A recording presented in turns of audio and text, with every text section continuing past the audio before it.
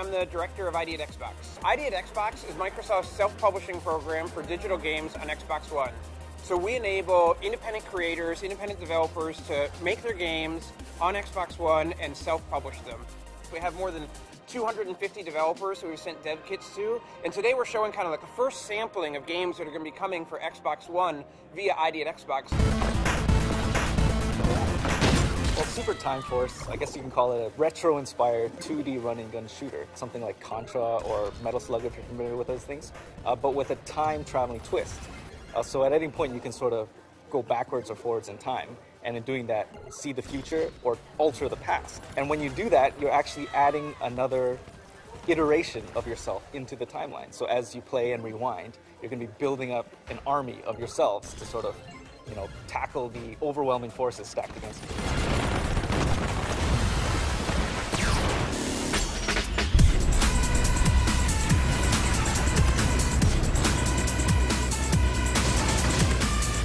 Strike Suit Zero is a space game like we always wanted to make. We used to play games like X-Wing vs TIE Fighter, Wing Commander, Colony Wars. What happens is that you can actually turn to Strike Suit, you stop dead in space, you can go in any direction, backwards, forwards, left, right, more like a third-person game, but that means that you can do just incredible things.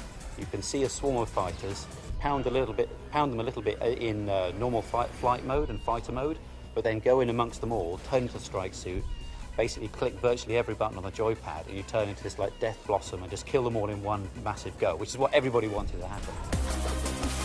What we're showing today is a 4 to 8 player arena sports game that bizarrely combines like basketball and like Smash Brothers and Super Mario and all of these weird genres that we all loved growing up. And I think that was kind of the thing that came out of asking people for so many ideas. But, well, I'm sure a lot of people were looking at the Xbox One spec and like looking at the Kinect and looking at like what it can push as far as how many polygons or anything like that. But we saw it, we're like, 8 players. Whoa, this thing can have 8 players. I haven't played an 8-player game at home since the Saturn. Whatever we do, it's going to have 8 controllers, and we're going to try to make it as fun as we can with that.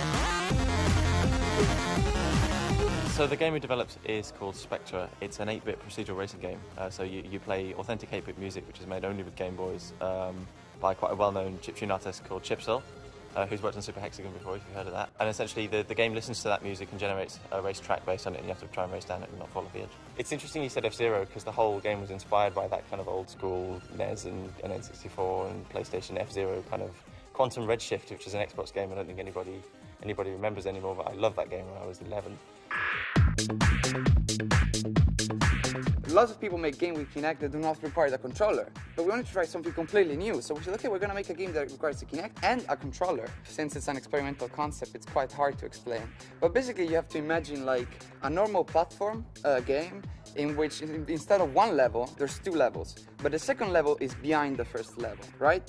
So normally you would only see the first level. But with this Kinect game, the silhouette of the player is like carving a hole in the first level. So you can see also the second level.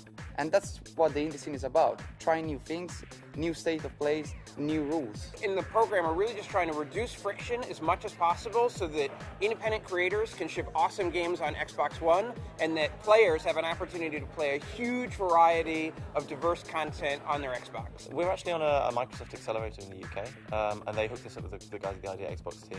They'd seen our game before, which was predominantly a mobile game, and they're like, you guys should get this on a console, and we think we've got one you should be interested in. It was a really big win to be able to work with the hardware early on, see the revisions, and even be part of the process to see what kind of changes were needed in the development kits and things like that to help make the process more smooth. And then we started getting check-ins on phone of, you have everything you need, you have I've never had that experience before. Especially comparing it to last time on the 360 where they had the indie game program, but it was sort of a very limited scope. This time it's kind of like all out, just you can have everything, you can go crazy and see what comes out.